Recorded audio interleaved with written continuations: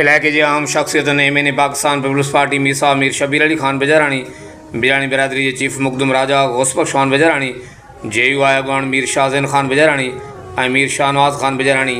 मीर बगन खान बिरानी लाड़ो वारे इलाके करमपुर कैडेट कॉलेज लग गोठ मुकदम अली मोहम्मद खान बेजारानी में पहुंची बेजारानी बिरादरी के चंगे मुड़सा हाजी अब्दुल फताह बिरानी सां पुट इलाही बख्श बिरानी सां भाटे मरूम पीर बख्श बिरानी के लाडाणे ते